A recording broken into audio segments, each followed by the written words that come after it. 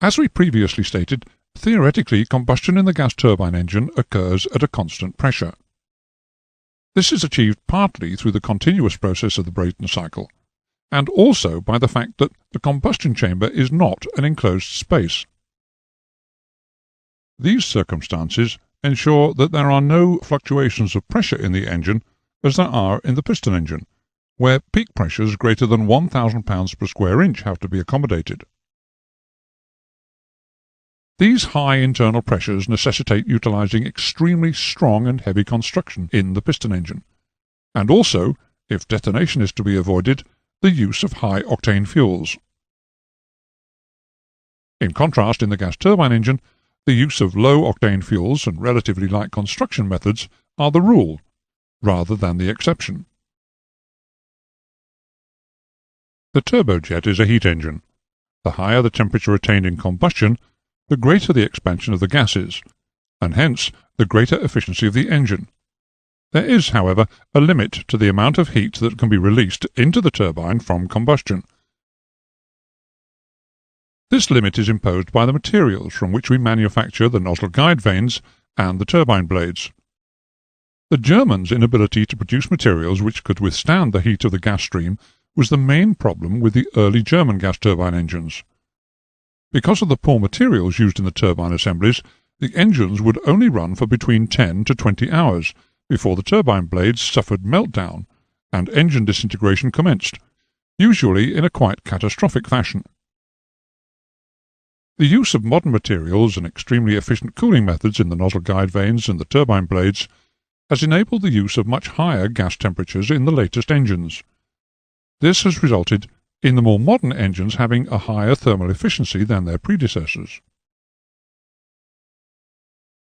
Gases behave differently from the other two commonly studied states of matter, solids and liquids, so we have different methods for treating gases and understanding how they behave under certain conditions.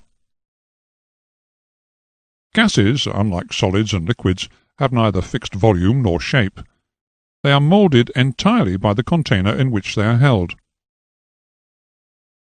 There are three variables by which we can measure gases: volume, pressure, and temperature. We'll discuss two of the so-called gas laws which are most pertinent to the operation of the gas turbine engine: Boyle's law and Charles' law. Robert Boyle was born in 1627 in Ireland.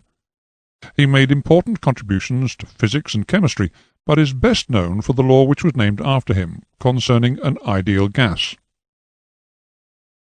Boyle's law states that, in a gas which is held at a constant temperature, the volume of that gas is inversely proportional to its pressure, or pressure times the volume equals a constant. This holds true where P is the absolute pressure of the gas, and V is the volume occupied when the pressure is P.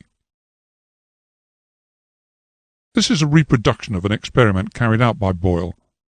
He had a calibrated syringe filled with air and deduced its volume.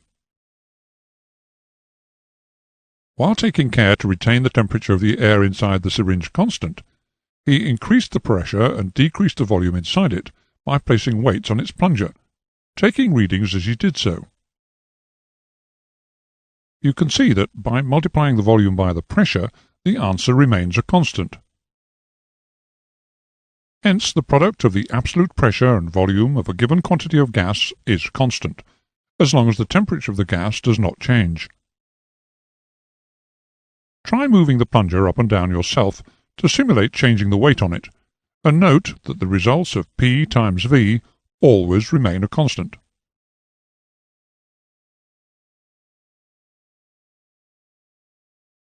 Because of the interest in hot air balloons in the early 1800s in France, Jacques Charles and Joseph-Louis Gay-Lussac made detailed measurements on how the volume of a gas was affected by its temperature.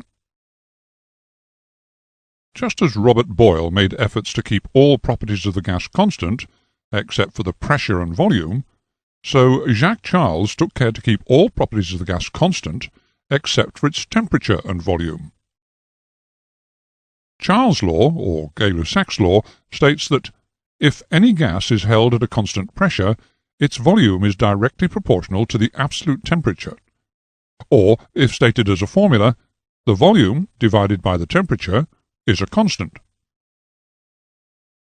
Just as we did to demonstrate Boyle's law, we'll replicate an experiment similar to one carried out by Jacques Charles.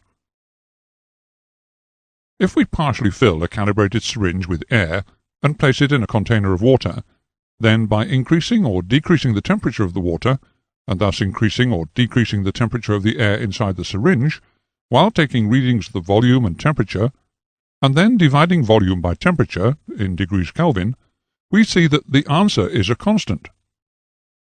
Remember that, in theory, the pressure inside the syringe remains constant also. Try changing the temperature of the water for yourself, and notice that the results of the volume divided by the temperature remain a constant.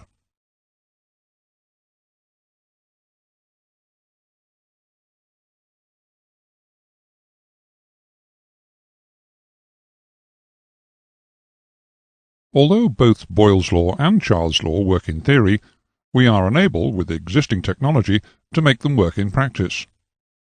For instance, it's impossible as yet to increase the pressure of a gas without increasing its temperature, because of the adiabatic heating which inevitably occurs.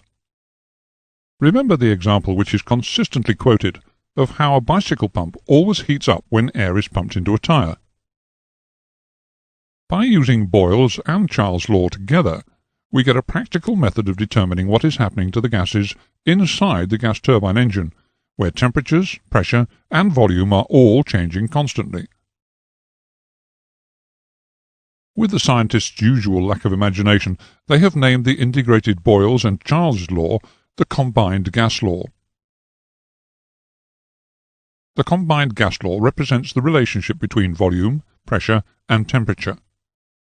This may be shown as P1 times V1 over T1 equals P2 times V2 over T2. The three main stages when these conditions change in the gas turbine engine are during compression, combustion, and expansion. During compression, work is done to increase the pressure and decrease the volume of the air. There is a corresponding rise in its temperature. Just as they do in the piston engine, higher compression ratios give higher thermal efficiency and lower specific fuel consumption. Notice that the velocity of the air as it progresses through the compressor is actually reducing. This is required so that when it gets to the combustion chambers, its speed is not such that it will extinguish the flame.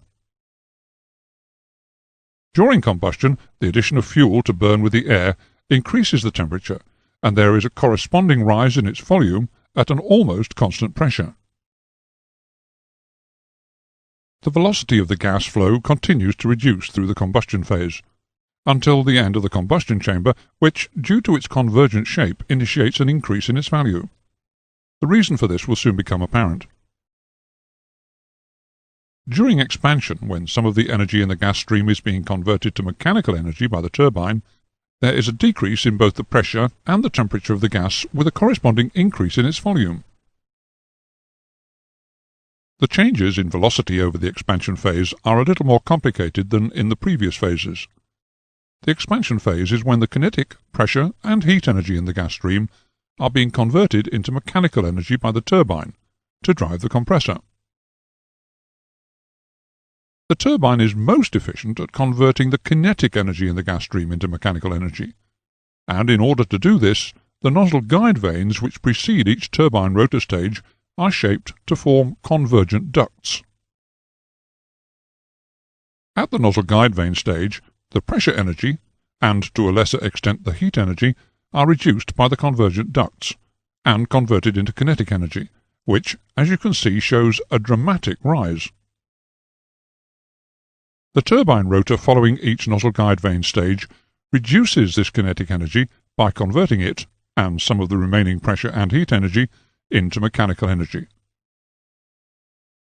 Succeeding nozzle guide vane stages will continue to convert the pressure and heat energy in the gas stream into kinetic energy, and the turbine rotor stages which follow them will convert that kinetic energy into mechanical energy. The gas stream is then directed into the exhaust nozzle, where the velocity decreases at the expense of a small rise in pressure.